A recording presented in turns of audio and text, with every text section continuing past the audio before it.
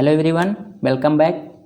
तो आज एक न्यू वीडियो के साथ आपके साथ हूँ, जो कि सॉलिड वेस्ट मैनेजमेंट का कुछ 20 MCQ आपको प्रोवाइड करने वाला हूँ, क्योंकि आप लोगों को पता है कि अभी एग्ज़ाम होने वाले हैं फाइनल ईयर स्टूडेंट के, जो KTU में होने वाले हैं।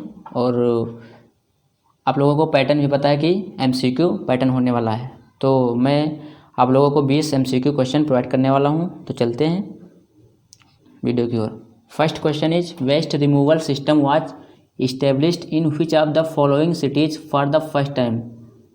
तो आप लोग ऑप्शन देखिए और मार्क करने की कोशिश करिए कि कौन सा आंसर करेक्ट है, क्योंकि आप लोगों को ये जो क्वेश्चन की लैंग्वेज बहुत ईजी है। तो आप लोगों मुझे नहीं लगता कि आप लोगों को इसकी हिंदी भी समझानी पड़ेगी। तो आप लोग आंसर मार्क करने की कोशिश करिए। तो मैं कुछ टाइम दे रहा हूँ, आप लोग टिक करिए। तो आई थिंक आप लोगों ने सोच लिया होगा कौन सा आंसर करेक्ट है। तो मैं बता रहा हूँ कि first is correct answer, option number A is correct answer. Okay, question number 1 का option number A is correct answer. Let's begin question number second. Question number second is, which of the following solid waste describe the term municipal solid waste. मतलब municipal solid waste में कौन सा ऐसा solid है जिसको हम describe करते हैं। ओके, तो इसमें से आप लोग मार्क करने की कोशिश करिए, क्योंकि ऑप्शन आप लोगों के सामने डिस्प्ले हैं। तो मैं भी बता रहा हूँ क्योंकि टाइम ज़्यादा लगेगा इसे ना। तो option number D is correct answer. Non hazards solid जो है ये म्यूनिसिपल वेस्ट में डिस्क्राइब करता है। ठीक है, ओके। अब question number third, why it is difficult to recycle plastic.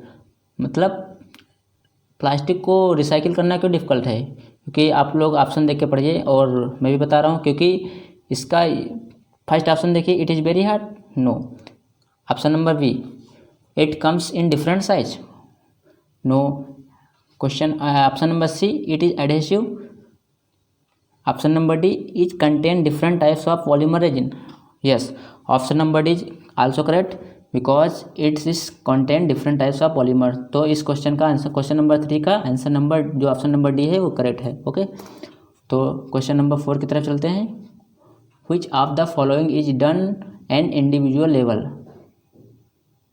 तो आप लोग इसका आंसर मार्क करने की कोशिश कीजिए। तो इसका मेरे हिसाब से क्वेश्चन नंबर 4 का option number C correct answer, जो कि रिसाइकलिंग है। ठीक है, question number 5, why is the recycled paper banned for use in food container. मतलब इसका कहने का मतलब फूड कंटेनर के लिए जो रिसाइकल पेपर है वो बैन क्यों है, क्योंकि because it is create a lot of space, no. It is incorrect answer B, option number B, because it create contamination, yes, it is correct answer. क्योंकि ये कॉन्टामिनेशन क्रिएट करते हैं food container. Okay, तो ये option question number 5 का option number B is correct answer. तो question number 6, which of the following plan are used as a waste management plan. ऐसा कौन सा वेस्ट मैनेजमेंट प्लांट है जो कि हम वेस्ट मैनेजमेंट के लिए प्लान करते हैं। तो हमारे हिसाब से the integrated plan is good plan for waste management plan. Okay, तो आंसर नंबर क्वेश्चन नंबर 6 का answer number B is correct answer, option number B is correct answer. तो क्वेश्चन नंबर 7 क्या कह रहा है, the organic material of the solid waste decomposition. The organic material of solid waste decomposition, इसका answer क्या होने चला वाला है। तो आप लोग मार्क करिए। हमारे हिसाब से option number C correct answer, by the action of microorganism. हम माइक्रो ऑर्गेनिज्म के एक्शन के द्वारा हम वेस्ट को, सॉलिड वेस्ट को डिकम्पोज कर सकते हैं। ओके, जो कि ऑर्गेनिक मटेरियल जो कि होगा उसको हम एक्शन ऑफ माइक्रो ऑर्गेनिज्म से डिकम्पोज कर सकते हैं। क्योंकि ऑर्गेनिक में आप लोगों को पता है कार्बन होता है, और माइक्रो ऑर्गेनिज्म जो होते हैं वो कार्बन सेल को अब अपने सर्वाइव के लिए वो खा लेते हैं। ठीक है, तो इसके उससे से उसका डिकम्पोजिशन होने लगता है। तो क्वेश्चन नंबर 7 का option number C is correct answer. तो question number 8, which of the following waste are called the municipal solid waste. ऐसा कौन सी वेस्ट है जिसको हम म्यूनिसिपल सॉलिड वेस्ट कहते हैं। तो ऑप्शन नंबर देखिए और मैं बता रहा हूँ कि म्यूनिसिपल सॉलिड वेस्ट जो होते हैं क्या होते हैं, जो डोमेस्टिक पर्पज से जितने भी वेस्ट निकलते हैं वो सब सारे वेस्ट म्यूनिसिपल सॉलिड वेस्ट होते हैं, जैसे food waste, wood waste, plastic waste. Okay, तो इसमें से all of the above correct answer, मतलब option number D is correct. Okay, question number 9, the process of burning municipal solid waste under suitable temperature and condition in a specific furnace is called. ये कौन किस चीज़ की definition है, तो ये incineration की definition है। इंसिनरेशन की डिफिनेशन क्या होती है? The process of burning municipal solid waste under suitable temperature and condition in a specific furnace is called incineration. Okay, तो क्वेश्चन नंबर 9 का option number B is correct answer, क्योंकि इसमें कोई लॉजिक नहीं, इसको आप लोगों को याद रखना पड़ेगा। ठीक है, तो इसको आप लोग याद कर लीजिए कि इंसिनरेशन की डिफिनेशन क्या होती है, और साथ में लैंडफिल्स, रिसाइकिल और ये क्या लिखा, वर्मी कंपोजिस्टिंग, इन सब की भी आप लोगों को डिफिनेशन याद करो। मैं अभी अगले वीडियो में आप लोगों को इन सब की डिफिनेशन देने वाला हूँ। ओके, क्वेश्चन नंबर 9 का option number B is correct. तो अब चलते हैं next question number 10। The burning of solid waste is not recommended because, option number देखिए और मार्क करने की कोशिश करिए। तो इसके अनुसार, हमारे अनुसार ये option number D is correct. It causes several environmental issue. Okay, ये जो है सॉलिड वेस्ट होता है, क्योंकि इसको जलाना क्यों नहीं चाहिए? क्योंकि ये इन्वायरमेंट को और ज़्यादा इशू बना देता है, सेवरल इन्वायरमेंट इशू कर देता है। ओके, इसलिए हमको सॉलिड वेस्ट को जलाना नहीं चाहिए।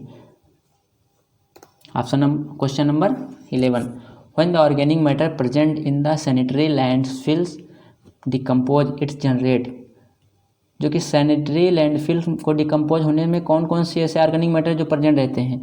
तो आप लोगों को ज़्यादातर ये तो हाई स्कूल का है टॉपिक है, तो इसमें से आप लोगों को पता होना चाहिए, क्योंकि methane, nitrogen, hydrogen, all of the above gas present होती है किसमें? सैनिटरी लैंडफिल डिकम्पोजिशन में। ओके, तो इसमें से क्वेश्चन नंबर 11 का option number D is correct answer, all of the above. तो क्वेश्चन नंबर 12 क्या कहता है? Which of the following is the oldest and the most common method use to dump the solid waste. Okay, ऐसा कौन सा old most common method है जो कि सॉलिड वेस्ट को डंप करने में? तो ये आप लोगों को पता है, लैंडफिल्स होता है। ओके, इसको कोई रटने की जरूरत नहीं है, तो आप लोगों को ऐसे पता चल जाएगा। तो आप क्वेश्चन नंबर 12 का option number C is correct answer. तो क्वेश्चन नंबर 13 देखते हैं। The disposable waste contain, disposable waste कौन कौन सी कंटेन करता है? सॉलिड कंटेन करता है, स्लरी कंटेन करता है, liquid, all of the above. तो क्वेश्चन नंबर 13 का option number D is correct, क्योंकि इसमें से आप लोगों को जो दिखाई दे रहा है सॉलिड, स्लरी एंड लिक्विड जो है सभी कंटेन होते हैं किसमें? डिस्पोजेबल वेस्ट कंटेन में। ओके, तो इसका option number D is correct answer. Question number 14। Find the correct statement. Correct statement आपको इसमें बताना है। आप लोग वीडियो को पॉज करिए और आप लोग इसमें से पढ़िए, क्योंकि मैं इसका बताने वाला नहीं, लास्ट में बताऊंगा। ओके, क्वेश्चन नंबर 14 का जो मैं आंसर बताऊंगा लास्ट में, आप लोगों को कमेंट करना है। उसके बाद मैं अगले वीडियो में इस क्वेश्चन का आंसर देने वाला हूँ।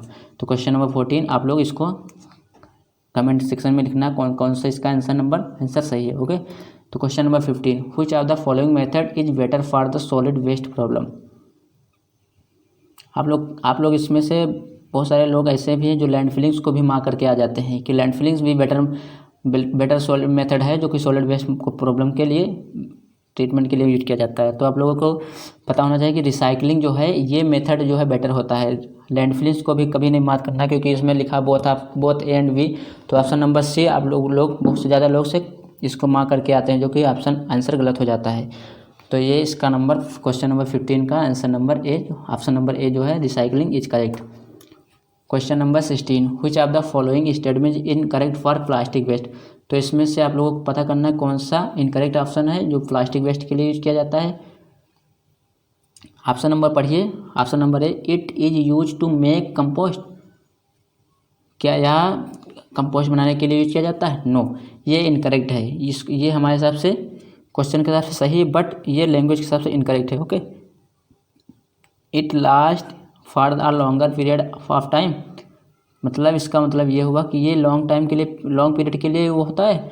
तो हाँ, प्लास्टिक जो है हमेशा लॉन्ग टाइम के लिए डिज़ाइन होता है, क्योंकि इसका जल्दी से डिकम्पोजिशन नहीं होता है। Number C, toxic fume are produce when burn. इससे से टॉक्सिक धुआं प्रोड्यूस होता है जब इसका बर्न किया जाता है। तो इसमें से, और option number D all of the above. तो इसमें से फर्स्ट इज करेक्ट आंसर, क्योंकि इसका जो है कंपोस्ट नहीं हो सकता है, और तो सब हो सकता है, और जो है सब करेक्ट आंसर है। ठीक है, लेकिन वो जो है कंपोस्ट वो इनकरेक्ट आंसर है, उसका कंपोस्ट नहीं हो सकता। तो इसके हिसाब से क्वेश्चन नंबर 16 के हिसाब से option number A is correct answer, because use to make compost, इसका कंपोस्ट के लिए कभी नहीं यूज किया जाता। Okay, question number 17। Which of the following can be recycled many time. ऐसा कौन सा है जो जिसको हम मैनी टाइम रिसाइकिल कर सकते हैं? Would. Option number A, would को हम बार बार रिसाइकिल नहीं कर सकते। बी प्लास्टिक को भी हम रिसाइकल बार बार नहीं कर सकते, क्योंकि प्लास्टिक डिफरेंट टाइप होती है, कोई हार्ड प्लास्टिक होती है, कोई सॉफ्ट प्लास्टिक होती है, ठीक है। तो सॉफ्ट प्लास्टिक को कर सकते हैं लेकिन हार्ड प्लास्टिक को नहीं कर सकते। Aluminium, question option number C, aluminium को हम बार बार कर सकते हैं। और option number D, organic material का तो सिर्फ एक ही बार डिकम्पोजिशन होता है, आप लोगों को पता है, क्योंकि इसमें कार्बन होता है, कार्बन। तो क्वेश्चन नंबर 17 का option number C is correct answer. Question number 18, which of the following gas is produce from landfill waste. ऐसी कौन सी गैस है जो लैंडफिल वेस्ट से जनरेट होती है, प्रोड्यूस होती है। तो biogas option number A biogas, option number B natural gas, option number C liquid potassium gas, या ऑल ऑफ द अबव। तो option number A is correct, biogas. Okay. Question number 19, which of the following statement is true about zero waste management. आप लोगों के सामने 4 statement दिए हैं, उनमें से कौन सा स्टेटमेंट सही है जो कि जीरो वेस्ट मैनेजमेंट की बात करने वाला है। तो पहले ऑप्शन नंबर ए देखते हैं, separate collection of each kind of waste, yes true, absolutely true. Option number B, segregation of garbage of the source, correct, ये भी ट्रू है। कम्युनिटी इन्वॉल्वमेंट, या कम्युनिटी जब इन्वॉल्वमेंट होगी तभी तो जीरो वेस्ट मैनेजमेंट होगा, ओके, ये भी। तो all of the above is correct answer. Question number 19 का option number D is correct. Question number 20, how many main component are there is integrated waste management. इसका मतलब इंटीग्रेटेड वेस्ट मैनेजमेंट में कितने component हैं, कितने मेन कंपोनेंट हैं। तो इसमें option number 3, option number B जो है करेक्ट आंसर, क्योंकि इसमें 3 ऐसे मेन कंपोनेंट हैं इंटीग्रेटेड वेस्ट मैनेजमेंट में, ओके। तो ये आप लोगों को 20 क्वेश्चन है जो मैंने आप लोगों को बताए, इसको आप लोग याद करिए, क्योंकि इसमें से कहीं ना कहीं आप लोगों को कुछ हद तक क्वेश्चन आप लोगों के एग्ज़ाम में दिखने वाले हैं। तो मैं आप लोगों को 100 क्वेश्चन प्रोवाइड करने वाला हूँ, ओके। तो जिसमें से आप लोगों को कुछ हद तक बेनिफिट होगा। तो थैंक्स फॉर वाचिंग वीडियो।